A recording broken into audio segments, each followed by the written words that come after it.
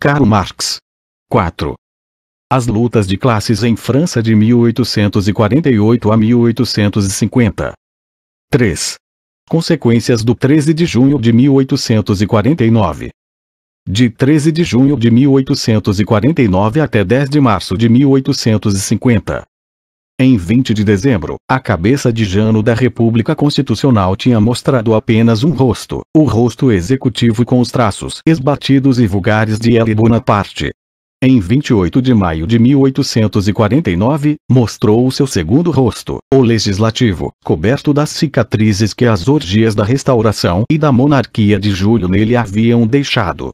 Com a Assembleia Nacional Legislativa estava completo o fenômeno da República Constitucional, isto é, a forma republicana de Estado em que está constituída a dominação da classe burguesa, portanto a dominação comum das duas grandes frações realistas que formam a burguesia francesa, os legitimistas e orleanistas coligados, o Partido da Ordem. Enquanto a República Francesa se tornava assim propriedade da coligação dos partidos realistas, a coligação europeia das potências contra-revolucionárias empreendia ao mesmo tempo uma cruzada geral contra os últimos redutos das revoluções de março. A Rússia invadiu a Hungria. A Prússia marchou contra o exército que lutava pela Constituição Imperial e o Oudinot bombardeou Roma. A crise europeia aproximava-se abertamente de um ponto de viragem decisivo. Os olhos da Europa inteira dirigiam-se para Paris e os olhos de Paris inteira para a Assembleia Legislativa. Em 11 de junho, Ledru Rollin subiu à tribuna. Não discursou. Formulou apenas um requisitório contra os ministros, seco, sóbrio, factual, conciso, violento. O ataque contra Roma é um ataque contra a Constituição. O ataque contra a República Romana é um ataque contra a República Francesa. O artigo 5º da Constituição diz: a República Francesa nunca utilizará as suas forças armadas contra a liberdade de qualquer povo. E o presidente utiliza o exército francês contra a liberdade de Roma. O artigo 54 da Constituição proíbe ao Poder Executivo declarar qualquer guerra sem a aprovação da Assembleia Nacional.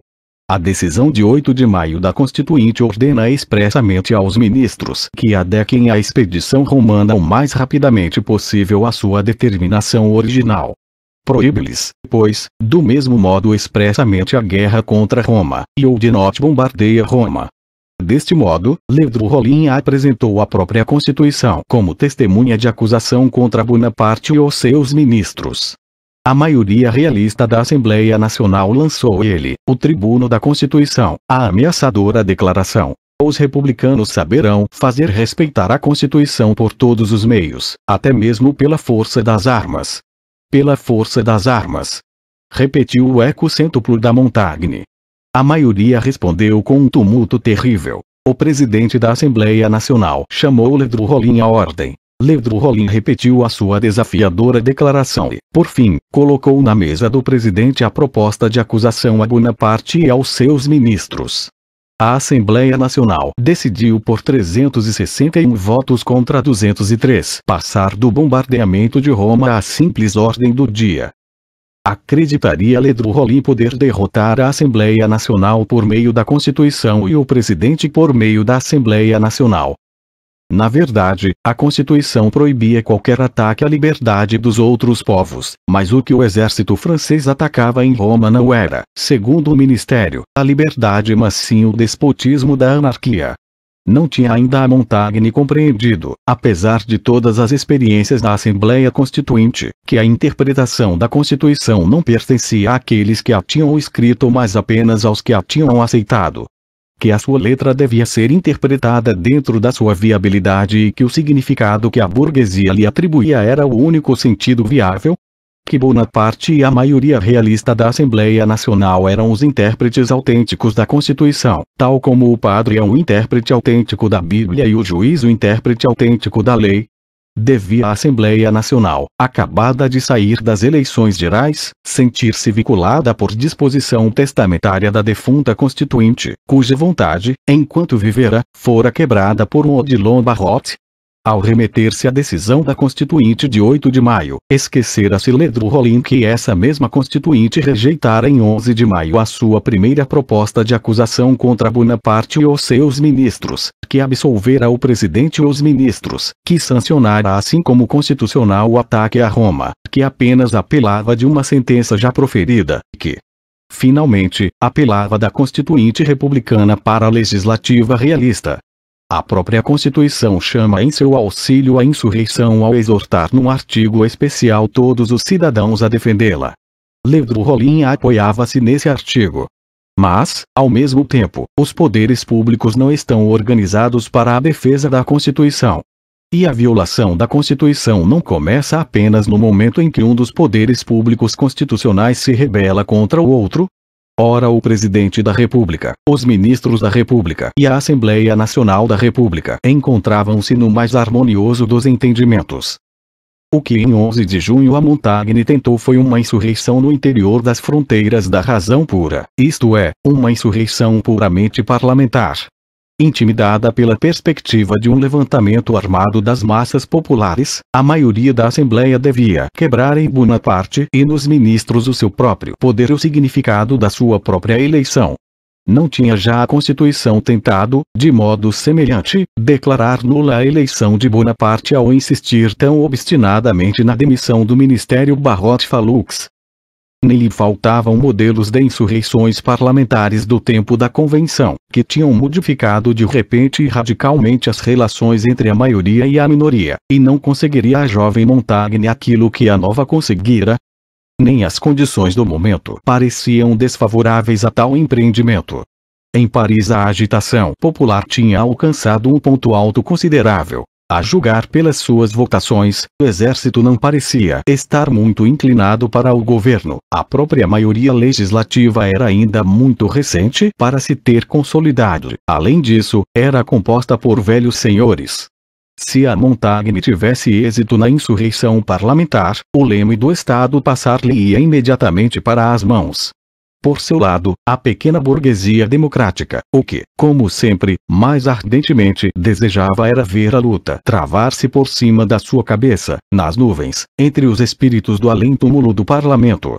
Finalmente, por meio de uma insurreição parlamentar, a pequena burguesia democrática e os seus representantes, a Montagne, alcançariam o seu grande objetivo. Quebrar o poder da burguesia sem tirar as cadeias ao proletariado ou sem deixar que este aparecesse mais do que em perspectiva. O proletariado teria sido assim utilizado sem se tornar perigoso. Depois do voto da Assembleia Nacional de 11 de junho, realizou-se uma reunião entre alguns membros da Montagne e delegados das sociedades secretas de operários. Estes últimos insistiram em atacar nessa mesma noite. A Montagne recusou decididamente este plano. De modo nenhum queria que a chefia lhe escapasse das mãos. De facto, desconfiava tanto dos aliados como dos seus adversários, e com razão. A recordação do junho de 1848 agitava mais vivas do que nunca as fileiras do proletariado parisiense. No entanto, ele estava amarrado à aliança com a Montagne. Esta representava a maioria dos departamentos, exagerava a sua influência no exército, dispunha do sector democrático da Guarda Nacional e tinha atrás de si a força moral da Boutique. Iniciar nesse momento contra a vontade dela um movimento insurrecional significava para o proletariado, além disso dizimado pela cólera e expulso em quantidade significativa de Paris pelo desemprego, repetir inutilmente as jornadas de junho de 1848, sem a situação que o arrastara à luta desesperada. Os delegados proletários fizeram a única coisa racional. Obrigaram a Montagne a comprometer-se, isto é, a sair dos limites da luta parlamentar no caso da sua acusação ser rejeitada. Durante todo o dia 13 de junho o proletariado manteve esta mesma cética atitude de observação e aguardou uma refrega séria e definitiva entre a Guarda Nacional Democrática e o Exército para então se lançar na luta e levar a revolução para lá do objetivo pequeno burguês que lhe tinha sido imposto. No caso de vitória, estava já formada a comuna proletária que iria aparecer ao lado do governo oficial. Os operários de Paris tinham aprendido na sangrenta escola de junho de 1848. Em 12 de junho, o próprio ministro Lacrosse apresentou na Assembleia Legislativa a proposta de se passar imediatamente à discussão da acusação. Durante a noite, o governo tinha tomado todas as precauções, quer de defesa quer de ataque. A maioria da Assembleia Nacional estava decidida a expulsar a minoria rebelde, a qual, por seu turno, já não podia recuar. Os dados estavam lançados. Por 377 votos contra 8, a acusação foi rejeitada. A montanha, que se tinha abstido, precipitou-se cheia de rancor para os centros de propaganda da democracia pacífica, para a redação do jornal Democratic Pacific. O afastamento do edifício do parlamento quebrou-lhe a força, tal como o afastamento da terra quebrou a força de Anteu, o seu filho gigante. Os sanções nas salas da Assembleia Legislativa não passavam de filisteus nas salas da democracia pacífica. Travou-se então um longo, ruidoso e inconsistente debate. A Montagne estava decidida a impor por todos os meios exceto pela força das armas o respeito pela Constituição. Foi apoiada nessa resolução por um manifesto e por uma deputação dos Amigos da Constituição. Amigos da Constituição se denominavam as ruínas da camarilha do Nacional, o Partido Burguês Republicano. Enquanto do resto dos seus representantes parlamentares 6 tinham votado contra e os outros todos a favor da rejeição da acusação. Enquanto Cavaignac punha o seu sabre à disposição do Partido da Ordem, a maior parte extraparlamentar da camarilha agarrou avidamente a oportunidade para sair da sua situação de pária político e enfiou-se nas fileiras do Partido Democrático. Não apareciam eles como os escudeiros naturais deste partido que se escondia por detrás do seu escudo, por detrás do seu princípio, por detrás da Constituição. A montanha esteve em trabalho de parto até ao romper do dia. Pariu uma proclamação ao povo que na manhã de 13 de junho ocupou em 2 jornais socialistas um espaço mais ou menos envergonhado. Declarava o presidente, os ministros e a maioria da Assembleia Legislativa fora da Constituição hors la Constitution, e exortava a Guarda Nacional, o Exército e por fim também o povo a levantar-se. Viva a Constituição! Foi a palavra de ordem que ela lançou, palavra de ordem que não significava senão, abaixo a revolução.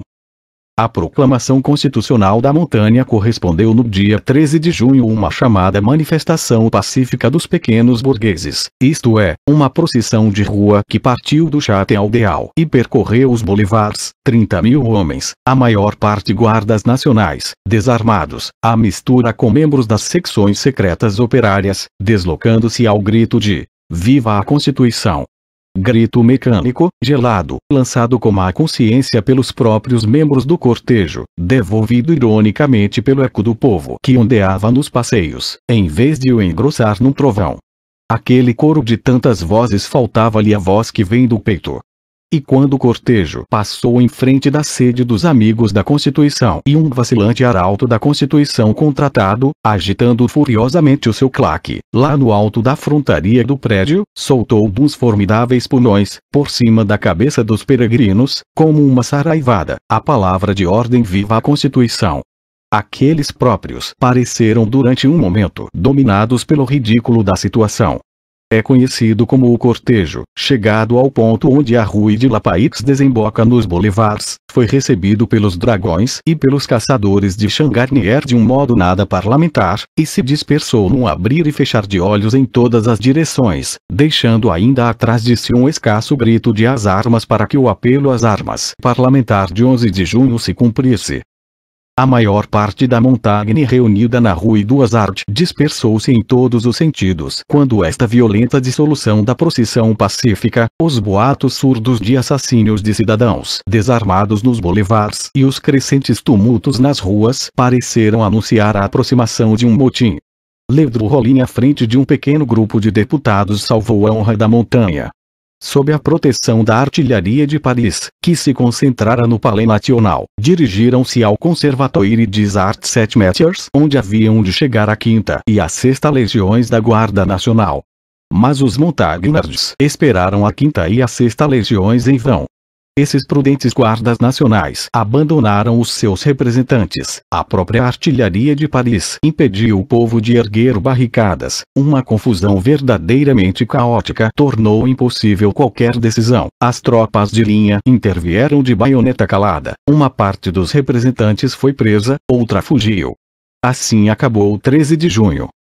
Se o 23 de junho de 1848 foi a insurreição do proletariado revolucionário, o 13 de junho de 1849 foi a insurreição dos pequenos burgueses democráticos, sendo cada uma destas insurreições a expressão clássica pura da classe que tinha sido seu suporte.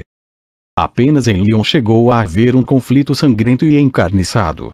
Nesta cidade em que a burguesia industrial e o proletariado industrial se defrontam diretamente, em que, ao contrário de Paris, o movimento operário não é enquadrado nem determinado pelo movimento geral, o 13 de junho perdeu, nas suas repercussões, o seu caráter original. Nas outras partes da província onde caiu não ateou o fogo, era um raio frio Counter Blitz. O 13 de junho encerra o primeiro período da vida da República Constitucional, a qual em 28 de maio de 1849 alcançara sua existência normal com a reunião da Assembleia Legislativa. Toda a duração deste prólogo é preenchida pela ruidosa luta entre o Partido da Ordem e a Montagne, entre a burguesia e a pequena burguesia, que se opõem em vão ao estabelecimento da República Burguesa em favor da qual ela própria havia incessantemente conspirado no governo provisório e na comissão executiva e pela qual, durante as jornadas de junho, se havia fanaticamente batido contra o proletariado. O 13 de junho quebra sua resistência e torna a ditadura legislativa dos realistas coligados um fait accompli. A partir deste momento a Assembleia Nacional é apenas um comitê de salvação pública do Partido da Ordem. Paris tinha colocado o presidente, os ministros e a maioria da Assembleia Nacional em estado de acusação. Estes puseram Paris em estado de sítio. A Montanha tinha declarado fora da Constituição a maioria da Assembleia Legislativa. Por violação da Constituição a maioria entregou a Montanha a Alticour e proscreveu tudo quanto nela ainda possuía vitalidade. Foi mutilada até dela não restar senão um tronco sem cabeça nem coração. A minoria tinha ido até a tentativa de uma insurreição parlamentar, a maioria erigiu em lei o seu despotismo parlamentar. Decretou um novo regimento que anula a liberdade da tribuna e autoriza o presidente da Assembleia Nacional a punir os representantes por violação da ordem com a censura, com multas, com a privação de subsídios, com a expulsão temporária, com o cárcere. Sobre o tronco da Montanha suspendeu a vergasta, em vez da espada. O resto dos deputados da Montanha devia à sua honra ao retirar-se em massa. Uma tal atitude aceleraria a dissolução do Partido da Ordem. Este tinha necessariamente de se decompor nas suas partes constitutivas originais a partir do momento em que já nem a aparência de uma oposição mantinha coeso. Com a dissolução da artilharia de Paris, bem assim, da 8ª, 9ª e 12ª Legiões da Guarda Nacional, a pequena burguesia democrática viu-se ao mesmo tempo despojada do seu poder parlamentar e armado. Pelo contrário, a Legião da Alta Finança que no dia 13 de junho tinha assaltado as tipografias de Boulay e Roux, destruído os prelos, saqueado as redações dos jornais republicanos, prendido arbitrariamente redatores, tipógrafos, impressores, expedidores e moços de recados, recebeu do alto da tribuna da Assembleia Nacional palavras encorajadoras. Em todo o território da França se repetiu a dissolução das guardas nacionais suspeitas de republicanismo. Nova lei de imprensa, nova lei de associação, nova lei de estado de sítio, as prisões de Paris a transbordar, os refugiados políticos expulsos, todos os jornais que ultrapassavam os limites do nacional suspensos, Lyon e os 5 departamentos circunvizinhos entregues às chicanas brutais do despotismo militar, os tribunais presentes em toda a parte, o exército dos funcionários públicos, tanta vez saneado, mais uma vez saneado. Foram estes os lugares comuns que inevitavelmente se repetem sempre que a reação alcança uma vitória e mencionamos-los aqui, depois dos massacres e das deportações de junho, unicamente porque desta vez não se dirigiram só contra Paris, mas contra os departamentos. Não tiveram em mira apenas o proletariado, mas sobretudo as classes médias. As leis de repressão, com as quais se deixava ao bel prazer do governo a declaração do estado de sítio, se amordaçava ainda mais a imprensa e se aniquilava o direito de associação, absorveram toda a atividade legislativa da Assembleia Nacional durante os meses de junho, julho e agosto.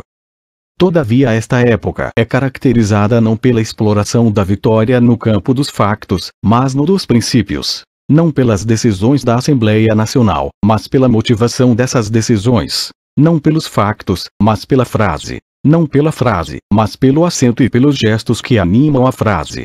A expressão descarada e brutal das convicções realistas royalistichem, ou insulto desdenhosamente distinto contra a República. A indiscrição coquete e frívola acerca dos objetivos de restauração, numa palavra, a violação fanfarrona do decoro republicano dão a este período um tom e um colorido peculiares. Viva a Constituição! Era o grito de guerra dos vencidos do 13 de junho. Os vencedores estavam, pois, dispensados da hipocrisia da linguagem constitucional, isto é, da linguagem republicana. A contra-revolução subjugou a Hungria, a Itália e a Alemanha, e eles acreditavam que a restauração estava já às portas da França.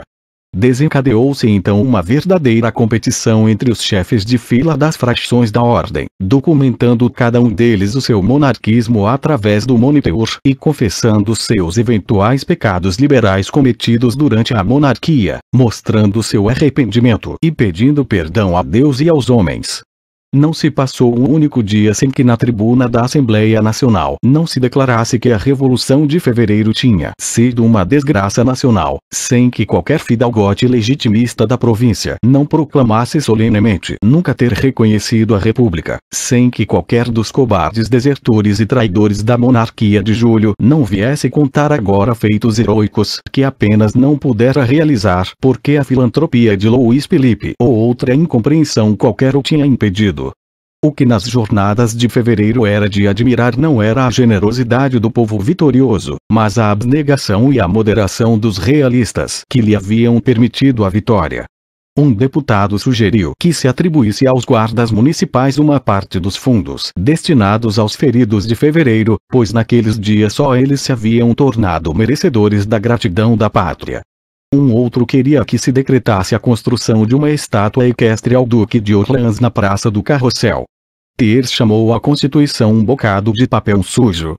Uns após outros, vinham à tribuna orleanistas mostrarem o seu arrependimento por terem conspirado contra a monarquia legítima. Legitimistas que se censuravam por terem acelerado a queda da monarquia em geral ao rebelarem-se contra a monarquia ilegítima. Thiers, arrependido por ter conspirado contra Mole. Mole, arrependido por ter conspirado contra Guizot. Barrot, arrependido por ter intrigado contra todos os três. O grito Viva a República Social Democrata foi declarado inconstitucional. O grito Viva a República, perseguido como social-democrata. No aniversário da Batalha de Waterloo, um deputado declarou: receio menos a invasão dos prussianos do que a entrada em França dos refugiados revolucionários. Respondendo às queixas segundo as quais o terrorismo estava organizado em Lyon e nos departamentos circunvizinhos, Baraguai de Liers afirmou: prefiro o terror branco ao terror vermelho. Jaime Mieux la terreur blanche que la terreur rouge. E a Assembleia aplaudia freneticamente todas as vezes que qualquer orador lançava um epigrama contra a República, contra a Revolução, contra a Constituição e a favor da monarquia ou da Santa Aliança. Toda e qualquer violação das mais pequenas formalidades republicanas, por exemplo, tratar os deputados por citoyens, entusiasmava os cavaleiros da ordem.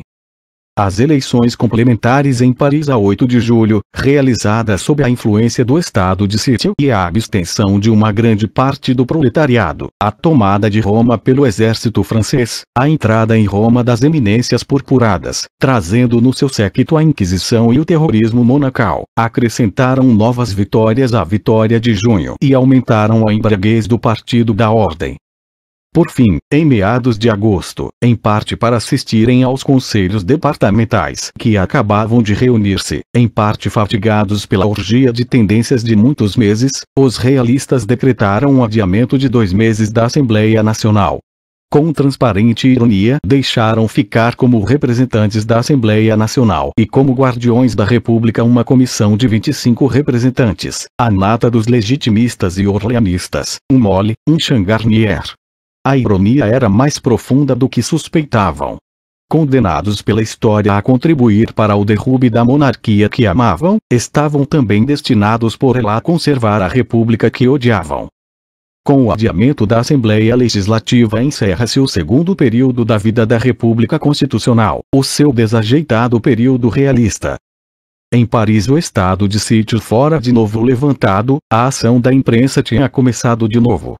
Durante a suspensão dos jornais sociais-democratas, durante o período da legislação repressiva e das algazarras realistas, o Siècle, o velho representante literário dos pequenos burgueses monarca-constitucionais, republicanizou-se. A presse, a velha expressão literária dos reformadores burgueses, democratizou-se. E o Nacional, o velho órgão clássico dos burgueses republicanos, socializou-se. As sociedades secretas aumentavam em extensão e atividade à medida que os clubes públicos se tornavam impossíveis. As associações operárias industriais, toleradas como puras companhias comerciais, economicamente nulas, tornaram-se politicamente noutros tantos meios aglutinadores do proletariado. O 13 de junho tinha cortado as cabeças oficiais aos diferentes partidos semi-revolucionários. As massas, que ficaram, adquiriram a sua própria cabeça. Os cavaleiros da ordem tinham intimidado com profecias dos terrores da República Vermelha. Porém, os vis excessos, os horrores hiperbóreos da contra-revolução triunfante na Hungria, em Baden e em Roma caiaram de branco a República Vermelha. E as classes intermédias da sociedade francesa, descontentes, começaram a preferir as promessas da República Vermelha, com os seus problemáticos terrores aos terrores da monarquia vermelha com a sua desesperança efetiva. Nenhum socialista fez em França mais propaganda revolucionária do que Raynal. Achar que capacite selon ses oeuvres. Entretanto, Louis Bonaparte explorou as férias da Assembleia Nacional para fazer principescas viagens pelas províncias. Os legitimistas mais fogosos iam em peregrinação ao neto de São Luís a Enns, e amassados representantes ordeiros do povo intrigava nos conselhos dos departamentos que acabavam de reunir-se. Tratava-se de os fazer pronunciar o que a maioria da Assembleia Nacional ainda não ousava pronunciar. O pedido de urgência para a imediata revisão da Constituição. De acordo com a Constituição, o texto constitucional só em 1852 podia ser revisto por meio de uma Assembleia Nacional expressamente convocada para esse fim. Mas se a maioria dos conselhos dos departamentos se pronunciava nesse sentido, não devia a Assembleia Nacional sacrificar a virgindade da Constituição à voz da França. A Assembleia Nacional acalentava as mesmas esperanças nestas assembleias provinciais que as freiras da Henriade de Voltaire e nos Panduros. Contudo, os putifares da Assembleia Nacional, salvo algumas exceções, tinham de se haver com outros tantos Josés das províncias. A imensa maioria não quis compreender a importuna insinuação. A revisão da Constituição foi frustrada pelos próprios instrumentos que deveriam tê-la chamado à vida, isto é, os votos dos conselhos dos departamentos.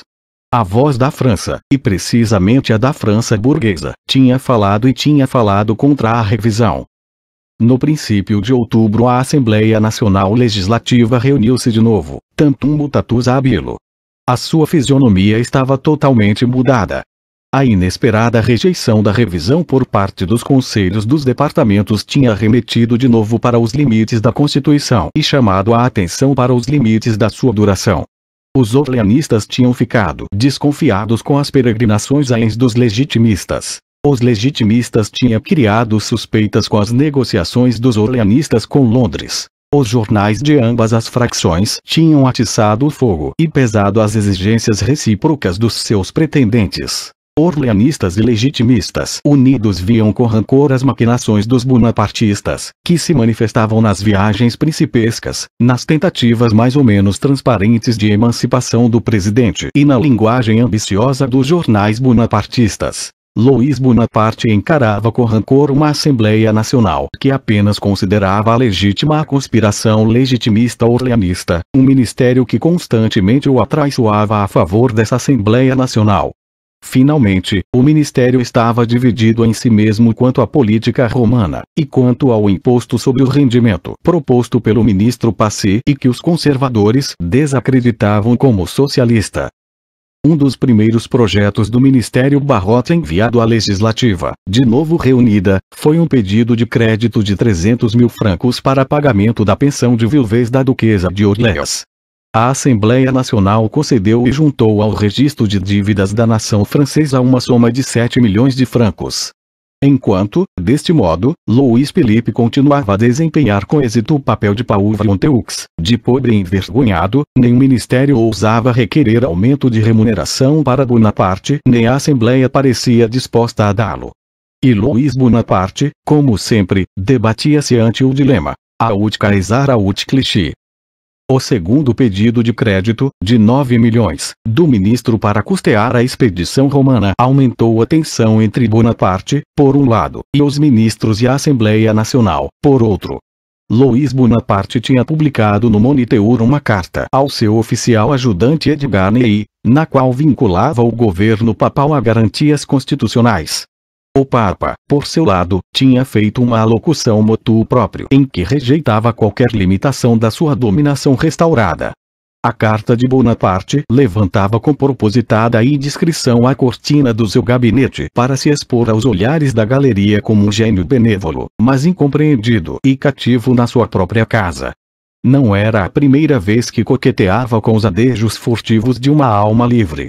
Thiers, o relator da comissão, ignorou por completo os adejos de Bonaparte e contentou-se com traduzir para o francês a alocução papal. Não foi o ministério, mas sim Victor Hugo quem procurou salvar o presidente por meio de uma ordem do dia em que a Assembleia Nacional devia declarar o seu acordo com a Carta de Napoleão. Allons donc!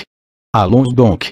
Com esta desrespeitosa e frívola interjeição a maioria enterrou a proposta de Hugo.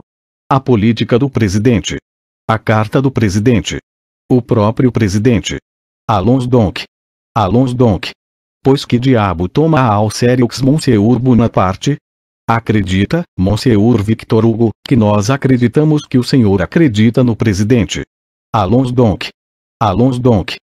Finalmente, a ruptura entre Bonaparte e a Assembleia Nacional acelerou-se com a discussão sobre o regresso dos Orléans e dos Bourbons. Substituindo-se ao ministério, o primo do presidente, o filho do ex-rei da Westfália, tinha apresentado esta proposta que apenas visava rebaixar os pretendentes legitimistas e orleanistas ao mesmo nível, ou de preferência abaixo do pretendente bonapartista, o qual pelo menos se encontrava, de facto, no topo do Estado. Napoleão Bonaparte era suficientemente irreverente para fazer do regresso das famílias reais expulsas e da anistia dos insurrectos de junho elos de uma mesma proposta. A indignação da maioria obrigou-o imediatamente a pedir desculpa por esta sacrílega ligação do sagrado com o ímpio, das estirpes reais com a ninhada proletária, das estrelas fixas da sociedade com os fogos fátuos desta, a dar a cada uma das duas propostas o lugar que lhe cabia. A maioria rejeitou energicamente o regresso das famílias reais, e Berrer, o Demóstenes dos legitimistas, não deixou margem para dúvidas quanto ao sentido desta votação. A degradação burguesa dos pretendentes, é isso o que se tem em vista. Pretende-se despojá-los da sua auréola, da última majestade que lhes resta, a majestade do exílio. Que se pensaria entre os pretendentes, exclamou Berrer, daquele que, esquecendo-se do seu augusto nascimento, regressasse para viver aqui como um simples particular?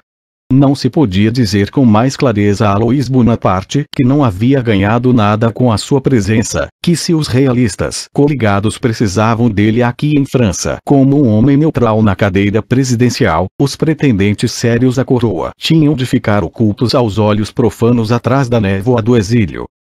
Em 1 de novembro, Louis Bonaparte respondeu à Assembleia Legislativa com uma mensagem na qual em palavras bastante duras anunciava a demissão do Ministério Barrot e a formação de um novo ministério. O Ministério Barrot Falux era um ministério da coligação realista. O Ministério d'Altpont era um ministério de Bonaparte, o órgão do presidente frente à Assembleia Legislativa, o Ministério dos Amanuenses. Bonaparte já não era o simples homem neutral do 10 de dezembro de 1848. A posse do poder executivo tinha agrupado à sua volta um certo número de interesses. A luta contra a anarquia obrigou o próprio Partido da Ordem a aumentar a sua influência, e se o presidente já não era popular, o Partido da Ordem era impopular. Não poderia ele alimentar a esperança de obrigar os orleanistas e os legitimistas, pela sua rivalidade como pela necessidade de uma qualquer restauração monárquica, ao reconhecimento do pretendente neutral. O terceiro período de vida da República Constitucional data de 1 de novembro de 1849, período esse que tem o seu termo com 10 de março de 1850. Não começa só o jogo regular das instituições constitucionais, tão admirado por Guizot, as disputas entre o poder executivo e o legislativo. Frente aos apetites de restauração dos orleanistas e legitimistas coligados, Bonaparte defende o título do seu poder efetivo, a República. Frente aos apetites de restauração de Bonaparte, o Partido da Ordem defende o título da sua dominação comum, a República. Frente aos orleanistas, os legitimistas defendem, como frente aos legitimistas os orleanistas, o status quo, a República. Todas estas frações do Partido da Ordem, cada uma delas com seu próprio rei e a sua própria restauração e ímpeto, fazem valer alternadamente, frente aos apetites de usurpação e sublevação dos seus rivais, a dominação comum da burguesia, a forma na qual ficam neutralizadas e reservadas as pretensões particulares, a República. Assim como Kant faz da República, como única forma racional do Estado, um postulado da razão prática, cuja realização nunca é alcançada, mas terá sempre de ser perseguida e tida em mente como objetivo, assim fazem estes realistas da monarquia coniunctum. Deste modo, a República Constitucional, que saiu das mãos dos republicanos burgueses como fórmula ideológica vazia, tornou-se nas mãos dos realistas coligados uma forma viva e cheia de conteúdo. E Thiers falava mais verdade do que suspeitava quando dizia: nós, os realistas, somos os verdadeiros pilares da República Constitucional. A queda do Ministério da Coligação e o surgimento do Ministério dos Amanuenses têm um segundo significado. O seu ministro das Finanças chamava-se Foch. Foch, ministro das Finanças, é o abandono oficial da riqueza nacional francesa à Bolsa, a administração do patrimônio do Estado pela Bolsa no interesse da Bolsa. Com a nomeação de Foch, a aristocracia financeira anunciava a sua restauração no Moniteur. Esta restauração completava necessariamente as restantes restaurações, que formavam outros tantos elos na cadeia da República Constitucional.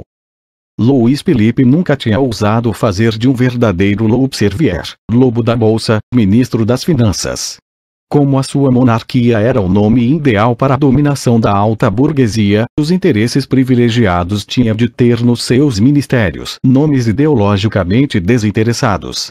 Em toda a parte a República Burguesa trouxe para primeiro plano aquilo que as diferentes monarquias, tanto a legitimista como a orleanista, mantinham escondido no fundo da cena. Tornou terreno o que aquelas tinham feito celestial. No lugar dos nomes sagrados colocou os nomes próprios burgueses dos interesses de classe dominantes. Toda a nossa exposição tem mostrado como, desde o primeiro dia da sua existência, a República não derrubou mas consolidou a aristocracia financeira. Mas as concessões que lhe foram feitas eram uma fatalidade a que houve que submeter-se sem a querer provocar.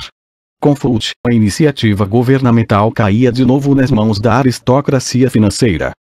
Perguntar-se-á: como podia a burguesia coligada aguentar e suportar a dominação da finança que, sob Louis Philippe, se apoiava na exclusão ou subordinação das restantes frações burguesas?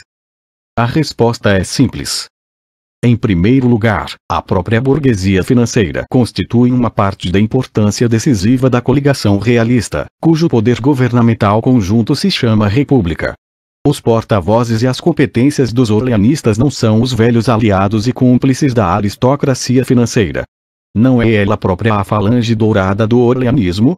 No que se refere aos legitimistas, já sob Louis Philippe tinham participado em praticamente todas as orgias das especulações da bolsa, das minas e dos caminhos de ferro.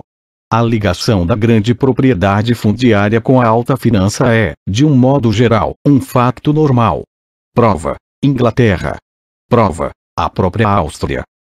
Num país como a França, onde o volume da produção nacional é desproporcionadamente inferior ao volume da dívida nacional, onde o rendimento do Estado constitui o objeto mais importante da especulação e a bolsa o mercado principal para o investimento do capital que se quer valorizar de um modo improdutivo. Num tal país, uma massa incontável de pessoas de todas as classes burguesas ou semi-burguesas tem de tomar parte na dívida pública, no jogo da bolsa, na finança.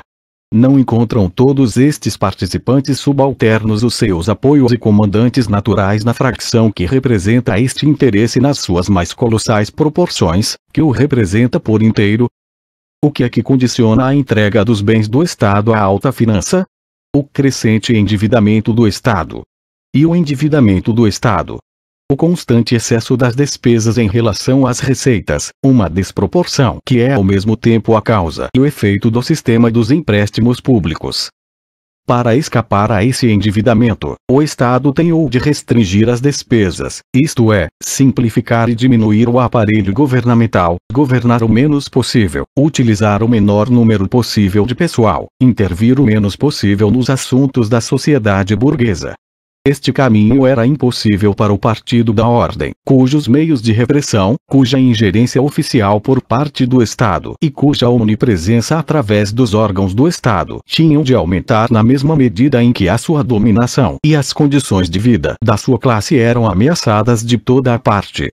Não se pode reduzir a gendarmerie na proporção em que aumentam os ataques contra as pessoas e a propriedade. Ou então o Estado tem de procurar evitar as suas dívidas e estabelecer um equilíbrio imediato, embora passageiro, no orçamento, lançando impostos extraordinários sobre as classes mais ricas. Para subtrair a riqueza nacional à exploração da bolsa, iria o Partido da Ordem sacrificar a sua própria riqueza no altar da pátria. Passe bet. Portanto, sem transformação completa do Estado francês, não há transformação do orçamento do Estado francês. Com o orçamento do Estado há necessariamente a dívida pública, e com a dívida pública necessariamente a dominação do comércio com as dívidas do Estado, dos credores do Estado, dos banqueiros, dos usurários, dos tubarões da bolsa. Apenas uma fração do Partido da Ordem, os fabricantes, participara diretamente na queda da aristocracia financeira. Não nos referimos aos médios, aos pequenos industriais. Referimos-nos aos regentes do interesse fabril que sob Luís Felipe haviam constituído a ampla base da oposição dinástica. O seu interesse é indubitavelmente a diminuição dos custos de produção, portanto a diminuição dos impostos que entram na produção, portanto a diminuição da dívida pública cujos juros entram nos impostos, portanto a queda da aristocracia financeira. Em Inglaterra, e os maiores fabricantes franceses são pequenos burgueses comparados com os seus rivais ingleses, encontramos efetivamente os industriais, um Corden, um Bright, à frente da cruzada contra a banca e a aristocracia da bolsa. Por que não em França? Em Inglaterra predomina a indústria. Em França a agricultura. Em Inglaterra a indústria necessita do free trade. Em França, da proteção alfandegária do monopólio nacional ao lado dos outros monopólios. A indústria francesa não domina a produção francesa. Por conseguinte, os industriais franceses não dominam a burguesia francesa. Para fazer valer os seus interesses sobre as restantes frações da burguesia, não podem, como os ingleses, pôr-se à cabeça do movimento e ao mesmo tempo colocar em primeiro lugar os seus interesses de classe. Tem pois de entrar no séquito da revolução e servir interesses que se opõem aos interesses globais da sua classe. Em fevereiro tinha compreendido mal a sua posição, mas fevereiro fê-los avisados. E quem está mais diretamente ameaçado pelos operários do que o empresário, o capitalista industrial? Por conseguinte, em França o industrial tornou-se necessariamente o membro mais fanático do Partido da Ordem. A diminuição do seu lucro pela finança, o que é isto em comparação com a abolição do lucro pelo proletariado?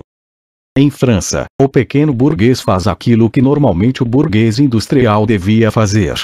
O operário faz o que, normalmente, seria tarefa do pequeno burguês. E a tarefa do operário, quem a executa? Ninguém. Em França, ela não é executada, em França ela é proclamada. Em parte nenhuma ela é executada dentro dos muros nacionais. A guerra das classes no seio da sociedade francesa converte-se numa guerra mundial em que as nações se contrapõem. A sua execução só desponta no momento em que, devido à guerra mundial, o proletariado é posto à cabeça do povo que domina o mercado mundial, a Inglaterra. A revolução, que aqui encontra não o seu fim, mas o seu começo organizativo, não é uma revolução de curto fôlego. A atual geração assemelha-se aos judeus que Moisés conduz através do deserto. Não tem apenas que conquistar o mundo novo, tem de sossobrar para dar lugar aos homens que estejam à altura de um mundo novo. Voltemos a Foch. A 14 de novembro de 1848 Foch subiu à tribuna da Assembleia Nacional e expôs o seu sistema financeiro, apologia do velho sistema fiscal, manutenção do imposto sobre o vinho, abandono do imposto sobre o rendimento de Passy. Também Passy não era um revolucionário, era um antigo ministro de Louis Philippe. Fazia parte dos puritanos da envergadura de um do Faure e era um dos mais íntimos de Teste, o bode expiatório da monarquia de Júlio. Passy tinha também elogiado o velho sistema fiscal, recomendado a manutenção do imposto sobre o vinho mas, ao mesmo tempo, rasgado o véu do déficit do Estado. Tinha declarado a necessidade de um novo imposto, ou imposto sobre o rendimento, se não quisesse a bancarrota do Estado.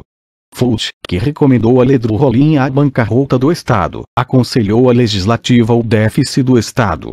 Prometeu poupanças.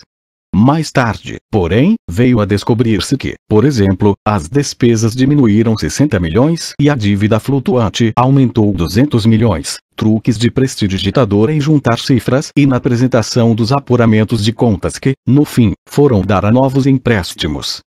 Naturalmente que subvoou a aristocracia financeira, no meio das restantes frações burguesas desconfiadas, não aparecia tão despudoradamente corrupta como sob Louis Philippe. O sistema, porém, era o mesmo: um contínuo aumento das dívidas e uma dissimulação do déficit. E, com o tempo, as velhas fraudes da bolsa voltaram a manifestar-se mais abertamente. Prova? A lei sobre o caminho de ferro de Avignon, as oscilações misteriosas dos títulos do Estado, por um momento a conversa diária de Paris inteira, e, finalmente, as mal-sucedidas especulações de Foch Bonaparte sobre as eleições de 10 de março. Com a restauração oficial da aristocracia financeira, o povo francês tinha de chegar de novo em breve diante de um novo 24 de fevereiro. A Constituinte, num ataque de misantropia contra a sua herdeira, tinha abolido o imposto sobre o vinho a partir do ano da graça de 1850. Com a abolição de velhos impostos não podiam ser pagas novas dívidas. Creton, um cretino do Partido da Ordem, já tinha proposto a manutenção do imposto sobre o vinho antes do adiamento da Assembleia Legislativa. Foch aceitou esta proposta em nome do Ministério Bonapartista e, a 20 de dezembro de 1849, no aniversário da proclamação de Bonaparte como presidente, a Assembleia Nacional decretou a restauração do imposto sobre o vinho. O advogado desta restauração não foi um financeiro. Foi, sim, o chefe dos jesuítas Montalembert. A sua dedução era de uma simplicidade impressionante. O imposto é o seio materno que amamenta o governo. O governo, são os instrumentos da repressão, são os órgãos da autoridade, é o exército, é a polícia, são os funcionários, os juízes, os ministros, são os padres. O ataque ao imposto é o ataque dos anarquistas às sentinelas da ordem, que protegem a produção material e espiritual da sociedade burguesa das incursões dos vândalos proletários. O imposto é o quinto Deus ao lado da propriedade, da família, da ordem e da religião. E o imposto sobre o vinho é indiscutivelmente um imposto. E mais, não é um imposto qualquer mas um imposto de velha tradição, um imposto respeitável, de espírito monárquico. Vive l'impôt des buissons. Très cher sandone cher morre. O camponês francês, quando pensa no diabo, pensa-o sempre sob a forma do executor de impostos. A partir do momento em que Montalembert elevou o imposto a um deus, o camponês perdeu o deus, tornou-se ateu e lançou-se nos braços do diabo, do socialismo. A religião da ordem tinha feito pouco dele. Os jesuítas tinham feito pouco dele. Bonaparte tinha feito pouco dele. O 20 de dezembro de 1849 comprometera irremediavelmente o 20 de dezembro de 1848. O sobrinho do seu tio não era o primeiro da sua família que o imposto sobre o vinho abatia. Esse imposto que, segundo a expressão de Montalembert, prenuncia a tormenta da Revolução. O verdadeiro, o grande Napoleão, declarou em St. Helena que a reintrodução do imposto sobre o vinho, tendo alienado de Saint-Frendette os camponeses do sul da França, contribuirá mais para sua queda do que tudo o resto. Já sob Luís XIV, alvo favorito do ódio popular, ver as obras de Bois-Guilbert e Vauban, abolido pela primeira revolução, Napoleão tinha o reintroduzido em 1808 numa forma modificada. Quando a restauração fez a sua entrada em França, foi precedida não só pelo trote dos cossacos, mas também pelas promessas da abolição do imposto sobre o vinho. A gentilhomme não precisava naturalmente de manter a palavra dada a gentilhomme merci et miséricorde. 1830 prometeu a abolição do imposto sobre o vinho. Não era seu hábito fazer o que dizia nem dizer o que fazia. 1848 prometeu a abolição do imposto sobre o vinho, como prometeu tudo. Finalmente, a Constituinte, que nada prometeu, fez, como se disse, uma disposição testamentária segundo a qual o imposto sobre o vinho devia desaparecer no dia 1 de janeiro de 1850. E, precisamente 10 dias antes de 1 de janeiro de 1850, a legislativa voltou a introduzi-lo. Assim, o povo francês perseguiu constantemente esse imposto e, quando expulsava pela porta, via-o, pouco depois, regressar pela janela. O ódio popular contra o imposto sobre o vinho explica-se pelo facto de reunirem-se todo o odioso do sistema de impostos francês.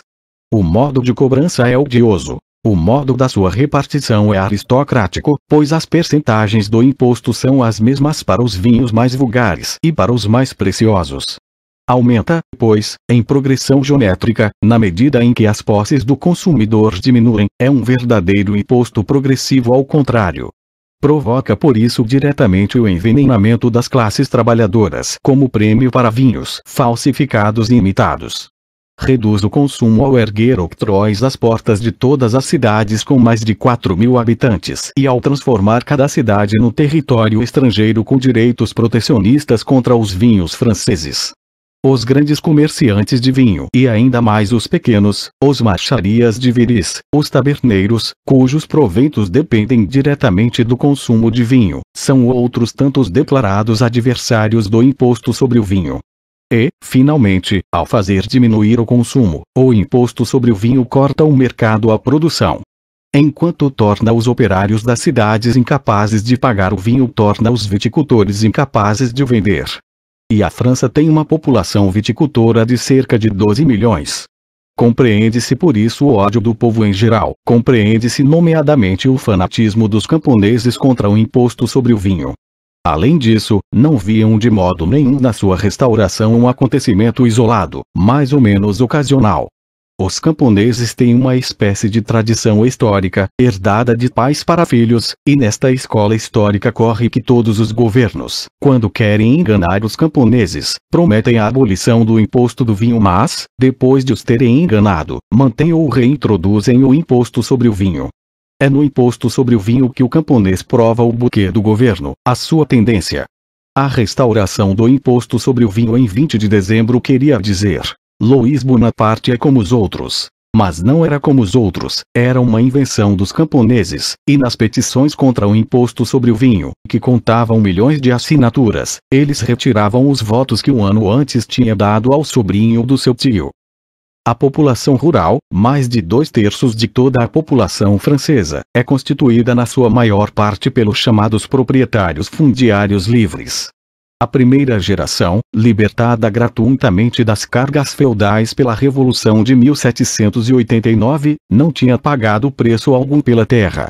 As gerações seguintes, contudo, pagavam sob a forma de preço da terra o que os seus antepassados semi-servos tinham pagado sob a forma de renda, dízima, geira, etc. Por um lado, quanto mais a população aumentava, quanto maior era, por outro lado, a divisão da terra, tanto mais caro ficava o preço da parcela, pois com a sua pequenez aumentava o volume da sua procura.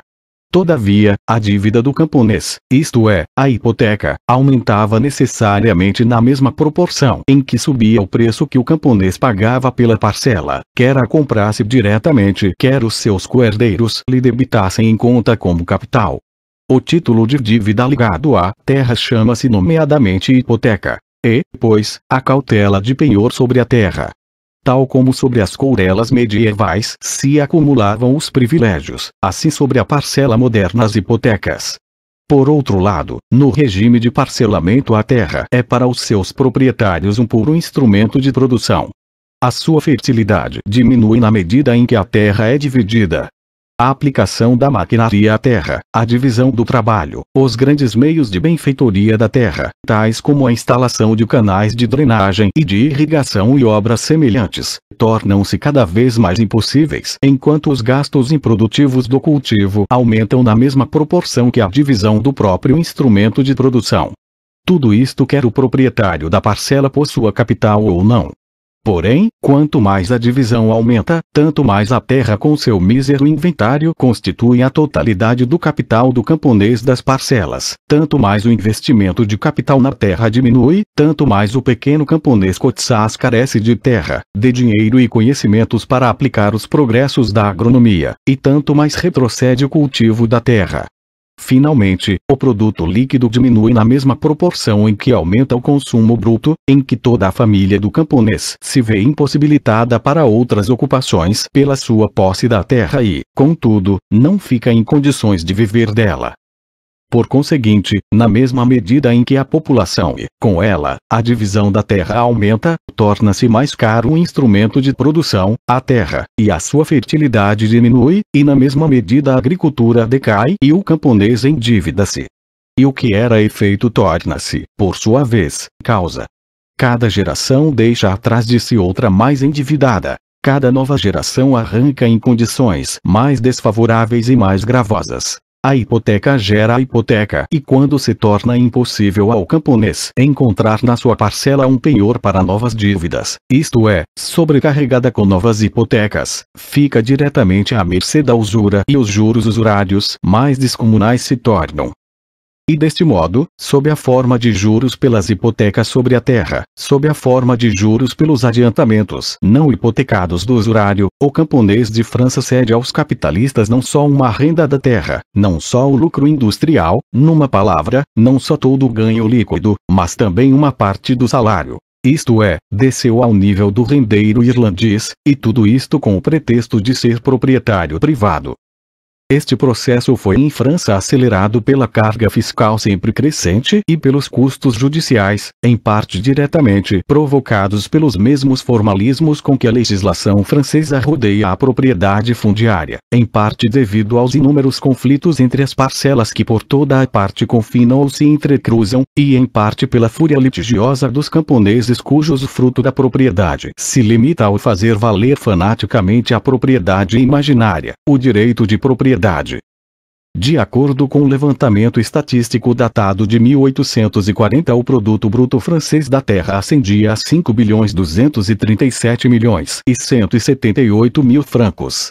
Destes há que deduzir 3.552.000.000 de francos para gastos de cultivo, incluindo o consumo das pessoas que trabalham. Resta um produto líquido de 1.685.178.000 francos, dos quais se devem deduzir 550 milhões para juros hipotecários, 100 milhões para funcionários da justiça, 350 milhões para impostos e 107 milhões para despesas com registros, selos, taxas de hipoteca, etc. Fica a terceira parte do produto líquido, ou seja 538 milhões. Distribuídos pela população não chega a 25 francos de produto líquido por cabeça. Nestes cálculos não se menciona naturalmente nem a usura extra-hipotecária, nem as custas de advogados, etc. Compreende-se a situação dos camponeses franceses quando a República aos seus velhos fardos acrescentou ainda novos. Como se vê, a sua exploração só na forma se distingue da exploração do proletariado industrial. O explorador é o mesmo. O capital. Através da hipoteca e da usura os capitalistas individuais exploram os camponeses individuais. Através do imposto de Estado, a classe capitalista explora a classe camponesa. O título de propriedade dos camponeses é o talismã com que o capital até aqui o fascinava, o pretexto com que o atiçava contra o proletariado industrial. Só a queda do capital pode fazer subir o camponês. Só um governo anticapitalista, proletário, pode quebrar a sua miséria econômica, a sua degradação social. A República Constitucional é a ditadura dos seus exploradores unidos. A República Social-Democrata, vermelha, é a ditadura dos seus aliados. E a balança sobe ou desce segundo os votos que o camponês lança na urna. É ele próprio que tem de decidir sobre o seu destino. Era isto que diziam os socialistas em folhetos, almanaques, calendários e prospectos de toda a espécie. Esta linguagem tornava-se-lhe mais compreensível através das réplicas do Partido da Ordem que, por seu lado, se dirigia a ele, e por meio do exagero grosseiro, pela concepção e apresentação brutal das intenções e ideias dos socialistas, tocava o verdadeiro tom camponês e sobreestimulava o seu apetite pelo fruto proibido. Mas a linguagem mais compreensível era a das experiências que a classe camponesa tinha colhido com a utilização do direito de voto e a das desilusões que, no ímpeto revolucionário, golpe após golpe se abateram sobre ele. As revoluções são as locomotivas da história. A transformação gradual dos camponeses manifestou-se através de diversos sintomas. Já se tinha revelado nas eleições para a Assembleia Legislativa. Revelou-se no estado de sítio nos 5 departamentos limítrofes de Lyon. Revelou-se alguns meses depois de 13 de junho na eleição de um Montagnard em vez do antigo presidente da Chambre Introuvável no departamento da Gironda. Revelou-se no dia 20 de dezembro de 1849 na eleição de um vermelho para o lugar de um deputado legitimista falecido, no departamento do Gard, essa terra prometida dos legitimistas, cenário das infâmias mais horríveis contra os republicanos em 1794 e 1795, a sede central do Terreur Blanche de 1815, onde liberais e protestantes foram assassinados publicamente. Este revolucionamento da classe mais estacionária manifestou-se da maneira mais visível depois da reintrodução do imposto sobre o vinho. As medidas do governo e as leis de janeiro e fevereiro de 1850 dirigiram-se quase exclusivamente contra os departamentos e os camponeses. É a prova mais concludente do progresso destes. A circular Outpool que fez do gendarme inquisidor do prefeito, do subprefeito e, sobretudo, do maire, e que organiza a espionagem até os cantos mais recônditos da aldeia mais remota. A lei contra os mestres escolas, que submete ao arbítrio dos prefeitos as competências, os porta-vozes, os educadores e os intérpretes da classe camponesa, vendo-se assim os professores, esses proletários da classe culta, perseguidos de freguesia em freguesia como se fossem caça acossada. A proposta de lei contra os maires, que suspende sobre a cabeça destes a espada de Damocles da demissão e que a todo momento os opõe, eles, os presidentes das freguesias camponesas, ao presidente da República e ao Partido da Ordem. A ordenança que transformou as 17 divisões militares da França em 4 pachaliques e que impôs aos franceses a caserna e o bivac como salão nacional. A lei do ensino, com a qual o Partido da Ordem proclamou a falta de consciência e a estupidificação violenta da França como a sua condição de existência sob o regime do sufrágio universal. O que eram todas estas leis e medidas? Tentativas desesperadas para conquistar de novo para o Partido da Ordem os departamentos e os camponeses dos departamentos. Considerados como repressão, estes meios eram deploráveis, torciam o pescoço ao seu próprio fim. As grandes medidas, como a manutenção do imposto sobre o vinho, ou imposto dos 45 cêntimos, a desdenhosa rejeição das petições dos camponeses de reembolso dos milhares de milhões, etc. Todos esses raios legislativos, vindos da sede central, atingiram em cheio de uma só vez a classe camponesa. As leis e medidas mencionadas tornaram geral o ataque à resistência, tornaram-nos na conversa diária em todas as choupanas. Inocularam a revolução em todas as aldeias, localizaram e tornaram camponesa a revolução. Não provam, por outro lado, estas propostas de Bonaparte e a sua aceitação por parte da Assembleia Nacional a unanimidade de ambos os poderes da República Constitucional no que toca à repressão da anarquia, isto é, de todas as classes que se insurgem contra a ditadura burguesa. Não tinha Soulouque, logo a seguir a sua brusca mensagem, assegurado à legislativa o seu devolvimento à ordem por meio da mensagem que imediatamente seguiu de Carlier, essa caricatura ordinária e suja de Fouché, tal como o próprio Louis Bonaparte era a caricatura vulgar de Napoleão. A lei do ensino revela-nos a aliança dos jovens católicos com os velhos voltairianos. Podia a dominação dos burgueses coligados ser outra coisa senão o despotismo coligado da restauração amiga dos jesuítas e da monarquia de Júlio que se fazia passar por livre pensadora? As armas que uma fracção burguesa repartira pelo povo contra a outra, na luta entre si pelo predomínio, não tinham agora de ser de novo retiradas ao povo desde que este se contrapunha à sua ditadura unificada. Nada, nem mesmo a rejeição dos concordats à l'amiable, tinha indignado mais a boutique parisiense do que esta coquette étalage jesuitismo. Entretanto, prosseguiam as colisões tanto entre as diferentes frações do Partido da Ordem como entre a Assembleia Nacional e Bonaparte. Agradou pouco à Assembleia Nacional que Bonaparte, logo a seguir ao seu coup d'état, depois da sua criação de um ministério bonapartista próprio, mandasse vir à sua presença os inválidos da monarquia recentemente nomeados prefeitos e lhes impusesse como condição do exercício do seu cargo que fizessem agitação anticonstitucional em favor da sua reeleição para presidente. Que Carlier festejasse a sua tomada de posse com a supressão de um clube legitimista.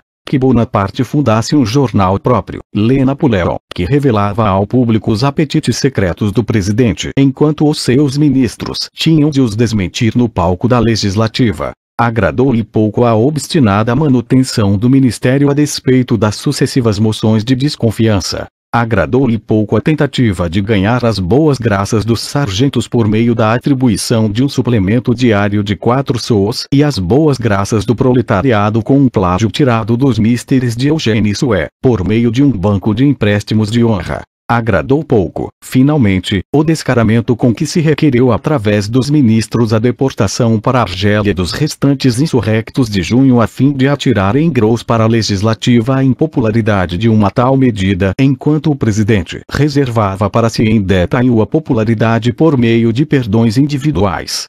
Thiers falou ameaçadoramente de coups d'état e a legislativa vingou-se de Bonaparte, rejeitando todas as propostas de lei que ele apresentava no seu próprio interesse, investigando com alarido e desconfiança as que ele apresentava no interesse comum, para saber se através do aumento do poder executivo ele não aspirava a tirar proveito do poder pessoal de Bonaparte. Numa palavra, vingou-se com a conspiração do desprezo. O Partido Legitimista, por seu lado, via com desagrado os orleanistas mais qualificados apoderarem-se de novo de quase todos os lugares e aumentar a centralização enquanto ele, em princípio, procurava a sua salvação na descentralização. E procurava realmente. A contra-revolução centralizava violentamente, isto é, preparava o mecanismo da revolução. Centralizava até, por meio da circulação forçada de papel-moeda, o ouro e a prata da França no Banco de Paris, criando deste modo o tesouro de guerra da Revolução já pronto. Finalmente, os orleanistas viam com desagrado o emergente princípio da legitimidade opor-se ao seu princípio de bastardia e eles próprios serem a todo momento marginalizados e maltratados como a mésalliance burguesa de um esposo aristocrata. Vimos os camponeses, os pequenos burgueses e as classes médias em geral porem-se, pouco a pouco, ao lado do proletariado, empurrados para a oposição aberta contra a República Oficial, tratados por ela como inimigos. Sublevação contra a ditadura burguesa, necessidade de uma transformação da sociedade, manutenção das instituições democrático-republicanas como órgãos do seu movimento, agrupamento em torno do proletariado como poder revolucionário decisivo, tudo isto são os traços característicos comuns do chamado Partido da Social-Democracia, do Partido da República Vermelha. Este partido da anarquia, como os adversários o batizam, não é menos uma coligação de diversos interesses do que o partido da ordem. Da mais pequena reforma da velha desordem social até a transformação da velha ordem social, do liberalismo burguês até o terrorismo revolucionário, tão distantes estão entre si os extremos que formam o ponto de partida e o ponto final do partido da anarquia. Abolição das barreiras protecionistas, socialismo. Pois ataca o monopólio da fracção industrial do partido da ordem. Regulamentação do orçamento do Estado, socialismo. Pois ataca o monopólio da fracção financeira do partido da ordem. Livre importação de carne e cereais estrangeiros, socialismo. Pois ataca o monopólio da terceira fracção do partido da ordem, a grande propriedade fundiária. As exigências do partido dos free traders, isto é, o partido burguês inglês mais progressista, surgem na França como outras tantas reivindicações socialistas. Voltairianismo, socialismo. Pois ele ataca uma quarta fracção do partido da ordem, a católica. Liberdade de imprensa, direito de associação, ensino popular universal, socialismo, socialismo. Atacam todo o monopólio do partido da ordem. O curso da revolução amadurecera tão depressa que os amigos de reformas de todos os matizes, que as mais modestas reivindicações das classes médias, eram obrigados a agrupar-se em torno da bandeira do partido subversivo mais extremo, em torno da bandeira vermelha.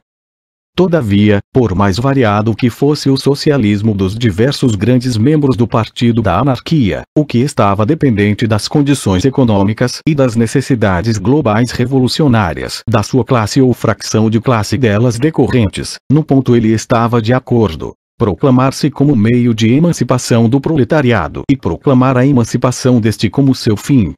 Engano intencional de uns, auto-engano de outros, que apresentam o mundo transformado segundo as suas necessidades como o melhor dos mundos para todos, como a realização de todas as reivindicações revolucionárias e a superação de todas as colisões revolucionárias. Sob as frases socialistas gerais do partido da anarquia que soavam de modo razoavelmente uniforme, oculta-se o socialismo do nacional, da presse do siècle, que mais ou menos consequentemente quer derrubar a dominação da aristocracia financeira e libertar a indústria e o comércio das peias a que até então tinham estado sujeitos. Este é o socialismo da indústria, do comércio e da agricultura, cujos chefes no partido da ordem negam estes interesses na medida em que já não coincidem com os seus monopólios privados. Deste socialismo burguês, que, naturalmente, como todas as variantes do socialismo, congrega uma parte dos operários e dos pequenos burgueses, demarca-se o socialismo pequeno burguês propriamente dito, o socialismo par excellence. O capital persegue esta classe principalmente como credor. Por isso ela exige instituições de crédito. Esmaga pela concorrência. Por isso ela exige associações apoiadas pelo Estado. Subjuga pela concentração. Por isso ela exige impostos progressivos, limitações sobre as heranças, que o Estado se encarregue das obras de vulto e outras medidas que detenha pela força o crescimento do capital. Uma vez que ela sonha com a realização pacífica do seu socialismo, à exceção porventura de uma segunda revolução de fevereiro com a duração de alguns dias, parece-lhe naturalmente que o processo histórico vindouro é a aplicação de sistemas que os pensadores da sociedade, coletiva ou isoladamente, inventam ou inventaram. Deste modo convertem-se em ecléticos ou em adeptos dos sistemas socialistas existentes, do socialismo doutrinário que só foi expressão teórica do proletariado até este se ter desenvolvido num movimento histórico livre e autônomo. Enquanto a utopia, o socialismo doutrinário, que submete a totalidade do seu movimento a um dos aspectos daquela, que coloca no lugar da produção comum, da produção social, a atividade cerebral de um qualquer pedante e sobretudo elimina fantasiosamente a luta revolucionária das classes com as suas necessidades através de pequenos passes de mágica ou de grandes sentimentalismos. Enquanto este socialismo doutrinário, que no fundo apenas idealiza a sociedade atual, dela recolhe uma imagem sem sombras e pretende impor o seu ideal contra a realidade dela, enquanto este socialismo é cedido pelo proletariado à pequena burguesia, Enquanto a luta dos diversos chefes socialistas entre si mesmos põe em evidência que cada um dos chamados sistemas se apega afincadamente a um dos pontos de trânsito da revolução social contrapondo-o aos outros, o proletariado agrupa-se cada vez mais em torno do socialismo revolucionário, em torno do comunismo, para o qual a própria burguesia tinha inventado o nome Blanqui. Este socialismo é a declaração da permanência da revolução, a ditadura de classe do proletariado como ponto de trânsito necessário para a abolição das diferenças de classes em geral, para a abolição de todas as relações de produção em que aquelas se apoiam, para a abolição de todas as relações sociais que correspondem a essas relações de produção, para a revolução de todas as ideias que decorrem destas relações sociais. O espaço desta exposição não me permite tratar este assunto mais pormenorizadamente. Já vimos como a aristocracia financeira necessariamente se pôs à frente do Partido da Ordem, o mesmo acontecendo com o proletariado no Partido da Anarquia. Enquanto as diferentes classes unidas numa liga revolucionária se agrupavam em torno do proletariado, enquanto os departamentos se tornavam cada vez mais inseguros e a própria Assembleia Legislativa se mostrava cada vez mais rabugenta em relação às pretensões do Soulouque francês, aproximavam-se as eleições complementares, há tanto tempo adiadas, para preencher os lugares dos Montagnards proscritos em consequência do 13 de junho. O governo, desprezado pelos seus inimigos, maltratado e diariamente humilhado pelos seus pretensos amigos, viu apenas um meio de sair da situação desagradável e insustentável em que se encontrava: o motim. Um motim em Paris teria permitido impor o estado de sítio a Paris e aos departamentos e, desse modo, pôr e dispor nas eleições.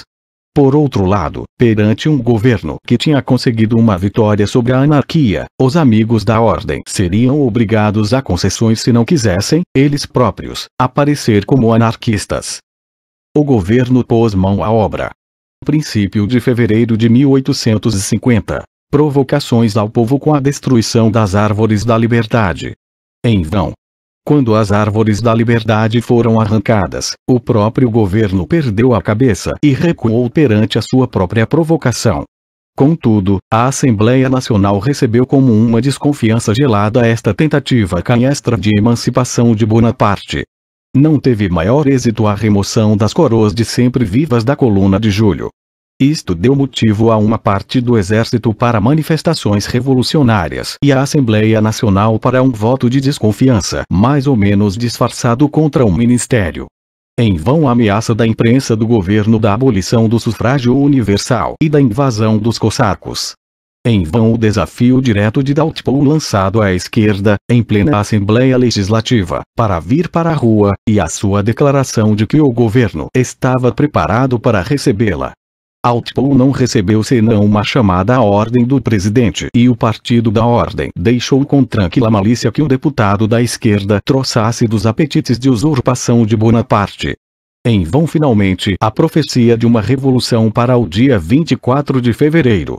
O governo conseguiu que o 24 de fevereiro fosse ignorado pelo povo. O proletariado não se deixou provocar para um motim porque estava prestes a fazer uma revolução. Sem se deixar desviar pelas provocações do governo que unicamente aumentavam a irritação geral contra o estado de coisas existente, o comitê eleitoral totalmente influenciado por operários apresentou 3 candidatos por Paris: Duflot, Vidal e Carnot. Duflot era um deportado de junho, amnistiado por uma das decisões de Bonaparte em busca de popularidade. Era amigo de Blanqui e tinha participado no atentado de 15 de maio. Vidal, conhecido como escritor comunista devido ao seu livro sobre a repartição da riqueza, antigo secretário de Louis Blanc na comissão do Palácio de Luxemburgo. Carnot, filho do homem da convenção que organizara a vitória, o membro menos comprometido do Partido Nacional, ministro da Educação no governo provisório e na comissão executiva, um protesto vivo contra as leis do ensino dos jesuítas devido ao seu projeto de lei democrático sobre a instrução pública. Estes 3 candidatos representavam as 3 classes aliadas. À frente um insurrecto de junho, o representante do proletariado revolucionário. Ao seu lado o socialista doutrinário, o representante da pequena burguesia socialista. Por fim, o terceiro, o representante do Partido Republicano Burguês, cujas fórmulas democráticas tinha ganhado um sentido socialista em relação ao Partido da Ordem e perdido há muito tempo o seu significado próprio. Era, como em fevereiro, uma coligação geral contra a burguesia e o governo. Mas desta vez o proletariado era a cabeça da Liga Revolucionária. A despeito de todos os esforços contra, os candidatos socialistas venceram. O próprio exército votou nos insurrectos de junho contra Light, o seu próprio ministro da guerra. O Partido da Ordem ficou como que fulminado por um raio. As eleições departamentais não o consolaram, pois deram uma maioria aos Montagnards. As eleições de 10 de março de 1850. Era a revogação do junho de 1848. Massacradores e deportadores dos insurrectos de junho regressaram à Assembleia Nacional, mas de cabeça baixa, atrás dos deportados e com os princípios destes nos lábios.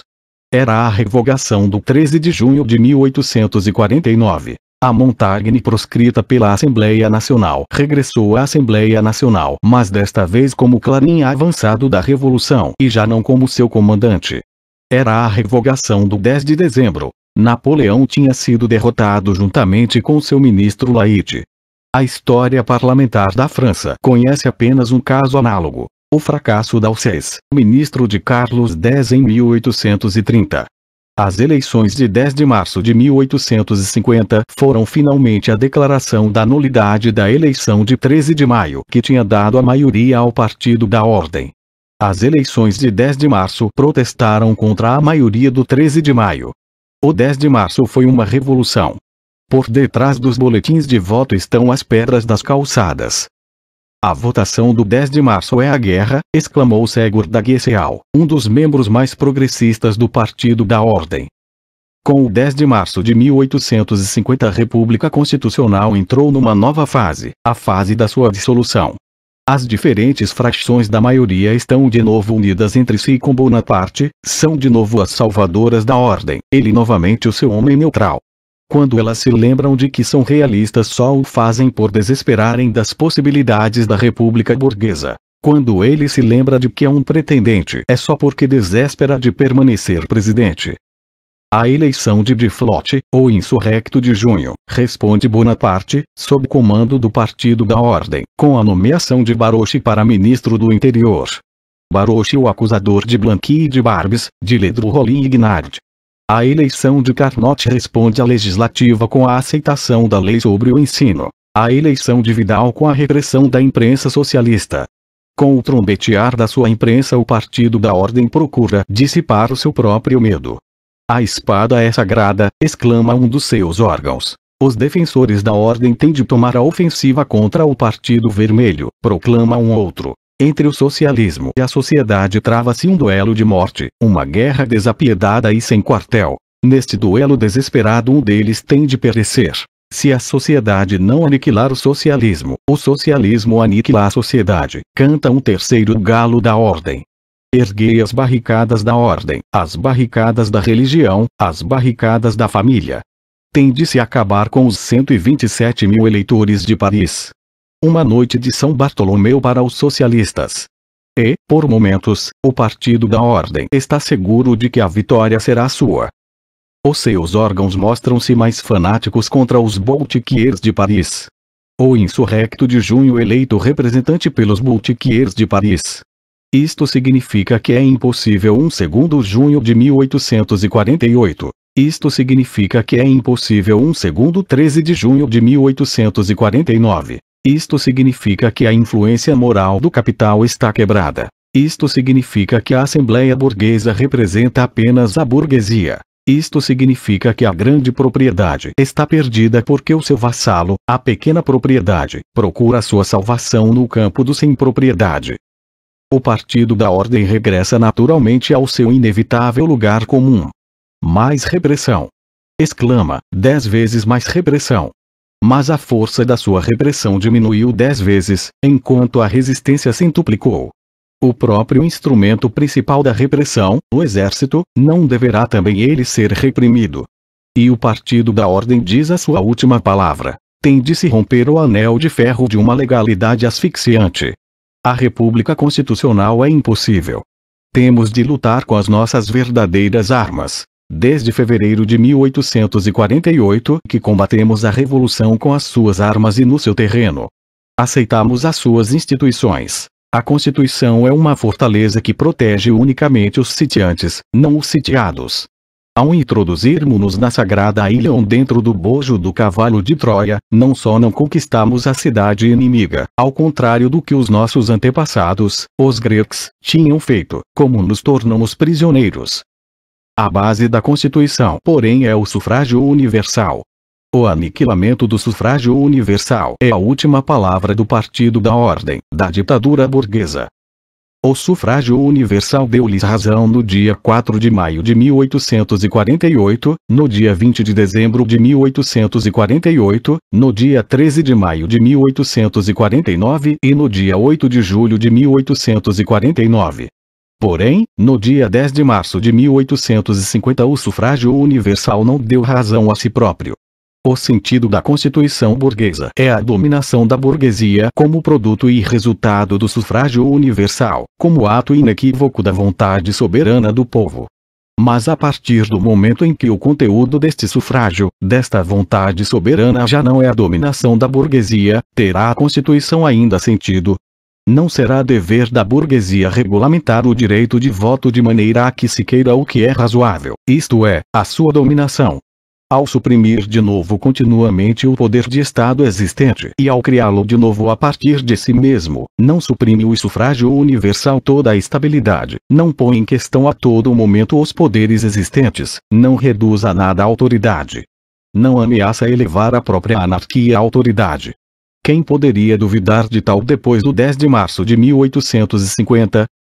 Ao repudiar o sufrágio universal com o qual até essa altura se havia coberto e do qual havia retirado toda a sua onipotência, a burguesia confessa sem rebuço: a nossa ditadura tem até agora existido pela vontade do povo. Agora tem de ser consolidada contra a vontade do povo. E consequentemente já não procura os seus apoios na França, mas sim no exterior, no estrangeiro, na invasão. Ela, uma segunda coblença que abrirá sua sede na própria França, com a invasão despertará contra si todas as paixões nacionais. Com o ataque ao sufrágio universal, dá à nova revolução um pretexto geral, e a revolução precisava de semelhante pretexto. Cada pretexto especial separaria as frações da Liga Revolucionária e poria em evidência as suas diferenças. O pretexto geral atordoa as classes meio-revolucionárias e permite-lhes iludirem-se sobre o caráter definido da revolução futura, sobre as consequências da sua própria ação. Cada revolução precisa de uma questão de banquete. O sufrágio universal é a questão de banquete da nova revolução. As frações burguesas coligadas, todavia, estão já condenadas ao abandonarem a única forma possível do seu poder unificado, a forma mais violenta e completa da sua dominação de classe, a República Constitucional, para voltarem a refugiar-se na forma subalterna, incompleta e mais fraca, a monarquia. Assemelhavam-se a um ancião que, para voltar a ter a força da sua juventude, vai buscar a roupa de criança e procure à força enfiar nela os seus murchos membros. A sua república teve apenas um mérito: o ser a estufa da revolução. O 10 de março de 1850 exibe a seguinte inscrição: Apris moi le déluge, depois de mim o dilúvio.